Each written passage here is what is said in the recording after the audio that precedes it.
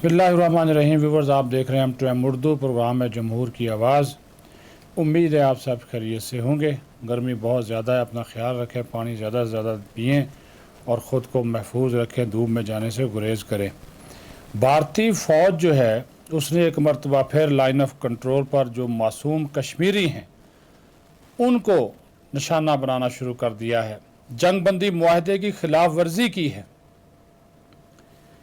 और ये इंतहाई अफसोसनाक है कि भारतीय फ़ौज ने हमेशा की तरह जो लाइन ऑफ कंट्रोल के करीब कश्मीरी आबादी है, सिविलियन आबादी, उसको ये टारगेट करते हैं।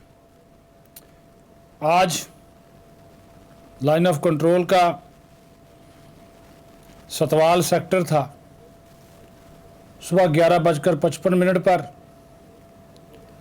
इन्होंने चरवाहे थे, बकरियां चरा रहे थे। गरीब लोग अपने रोज़गार के लिए बकरियां पाल कर वो उनका दूध दोते, दूध बेचते हैं या अपने घर का सिस्टम चलाते हैं।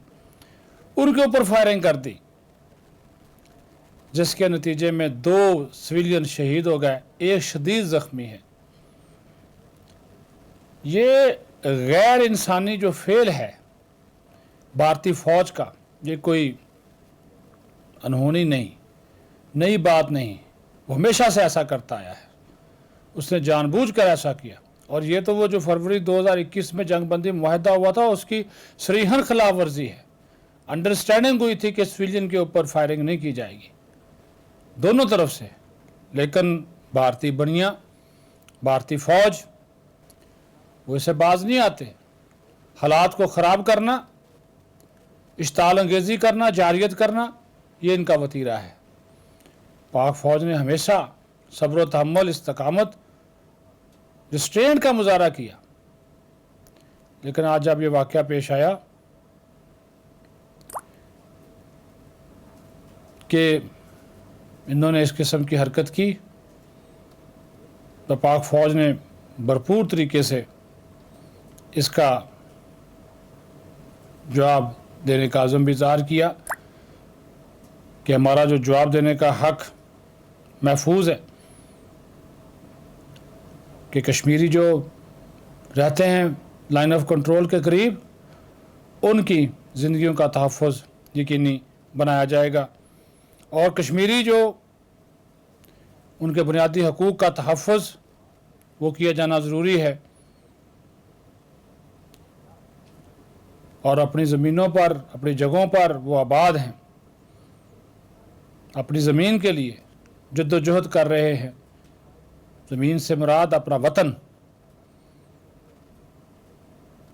और अब आप ये देखिए, इस चीज़ को नोट करना बहुत ज़रूरी है कि भारतीय फ़ौज की ये इश्ताल अंगेज़ी उस वक़्त सामने आई जब भारतीय वज़ीर आज़म की मोदी, जो नरेंद्र मोदी अमेरिका में हैं, उनकी मुलाकात हुई जो बाइडन से। उस मुलाकात के फ़ौरी बाद और फिर जो स्टेटमेंट इशू हुआ उसके फ़ौरी बाद ये वाक़या रूनुमा हुआ। ये इंतहाई अफसोसनाक है कि भारतीय फ़ौज इस सारे मसले को किस तरह इस्तेमाल करती है। अब ये जो बेचारे शहीद थे, अब अभी देखिए, एक नौजवान था बेचारा, 22 साल उम्र उसकी, उबैद क़य्यूम सन ऑफ मोहम्मद क़य्यूम, और एक बेचारा 55 साल का मोहम्मद दीन, मोहम्मद कासिम सन ऑफ मोहम्मद दीन, तहसील हजीरा और विलेज 12 दरी तितरी नोट के रहने वाले थे। एक शदीद ज़ख्मी हुआ। तो भारतीय फ़ौज की जो इश्ताल अंगेज़ियाँ हैं दोबारा शुरू हो गई हैं, लेकिन पाक फ़ौज ने हमेशा इसका भरपूर और मुँह तोड़ जवाब दिया, आइंदा भी देंगे। हमारी मजबूरी ये है कि हम दूसरी तरफ जो आबाद कश्मीरी हैं लाइन ऑफ कंट्रोल के, मुसलमान हैं, हम इस तरह नहीं करते कि वो बेचारे ज़ख्मी हों या शहीद हों। हमेशा टारगेट करते हैं इनकी चौकियों को जहाँ से फायर आता है और मुँह तोड़ जवाब देते हैं, लेकिन ये बुज़दिल, डरपोक हमेशा सिविलियन को टारगेट करते हैं। और इसका क्या मकसद था कि भारत और अमेरिका के दरमियान जो दिफाई ताल्लुकात, फ़ौजी ताल्लुकात बढ़ने जा रहे हैं, या अपनी थानेदारी चमकाने के लिए, ये सारी चीज़ें जो हैं। अब दूसरी बात थोड़ी सी कर लें, IMF के साथ हुकूमत की बातचीत हो गई और वज़ीर ख़जाना ने आज 215 अरब रुपए के नए टैक्स लगाने का ऐलान कर दिया। बजट अहदाफ तब्दील किए जा रहे हैं, तो बजट बुक्स में भी तब्दीलियां होंगी। तो ये सारी सूरत हाल जो है, इससे आवाम पे बोझ तो पड़ेगा, लेकिन ये भी साथ उन्होंने कहा कि कुछ ऐलानात भी किए हैं कि पेंशनर की सरमायाकारी की हद वो 50 लाख बढ़ाकर 75 लाख कर दी है। तमाम दिफाई ज़रूरियात पूरी करने का ऐलान किया है। टैक्सों का जो हदफ था उसको 9,200 से बढ़ाकर 9,400 अरब से ज़्यादा कर दिया है। बेनज़ीर इनकम सपोर्ट प्रोग्राम के लिए 450 की बजाय अब 466 अरब रुपए वो मख्तस किए जा रहे हैं।